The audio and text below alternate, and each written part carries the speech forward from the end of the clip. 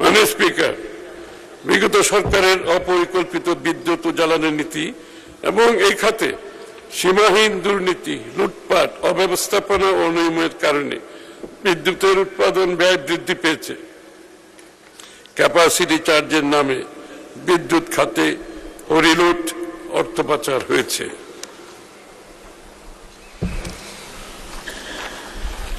বিগত সরকারের সময়ে সম্পাদিত বেশ কিছু মেগা প্রকল্পে একতরফা বিতর্কিত শর্ত যুক্ত থাকায় বিদ্যুৎ আমদানি ও ক্রয়ে অতিরিক্ত ব্যয়ের বোঝা আমাদের উপর চেপে বসেছে।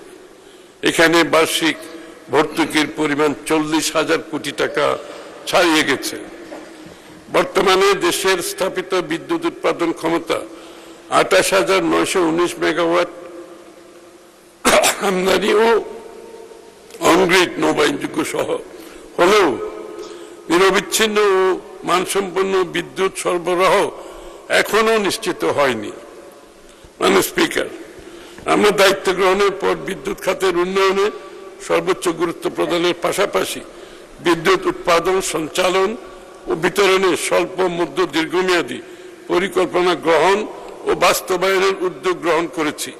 আমাদের উল্লেখযোগ্য উদ্যোগসমূহ হচ্ছে: বিদ্যুৎ খাতে দুর্নীতি ও অনিয়ম প্রতিরোধপূর্বক এই খাতের স্বচ্ছতা ও জবাবদিহি নিশ্চিতকরণ, বিদ্যুৎ খাতের দুর্নীতি ও অনিয়ম প্রতিরোধপূর্বক এই খাতের স্বচ্ছতা, জবাবদিহি নিশ্চিতকরণ, বিদ্যুৎ খাতের দুর্নীতির সাথে জড়িতদের চিহ্নিত করে ব্যবস্থা গ্রহণ সহ বিদ্যুৎ খাতে নিবিড় মনিটরিং করা হবে।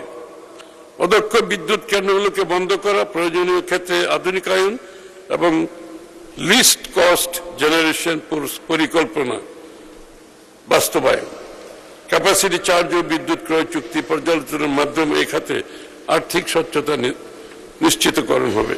সঞ্চালন ও বিতরণ নেটওয়ার্কের পূর্ণাঙ্গ আধুনিকায়ন ও স্মার্ট গ্রিড উন্নয়নের মাধ্যমে সিস্টেম লস কমিয়ে সরবরাহের নির্ভরযোগ্যতা বাড়ানো হবে।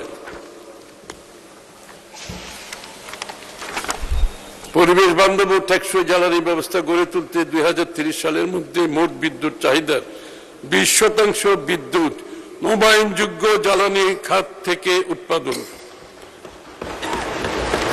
2030 সালের মধ্যে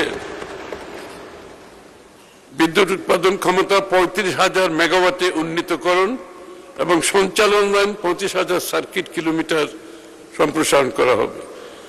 2,400 মেগাওয়াট ক্ষমতার রূপপুর পারমাণবিক বিদ্যুৎ কেন্দ্রের মধ্যে প্রথম ইউনিট হতে জানুয়ারি 2027 নাগাদ 1200 মেগাওয়াট বিদ্যুৎ জাতীয় গ্রিডে যুক্ত করা হবে। আমরা বিশ্বাস করি উল্লেখিত উদ্যোগ সমূহের সফল বাস্তবায়নের মাধ্যমে আমরা দেশে তুলনামূলক সাশ্রয়ী, নিরবিচ্ছিন্ন, পরিবেশ বান্ধব বিদ্যুৎ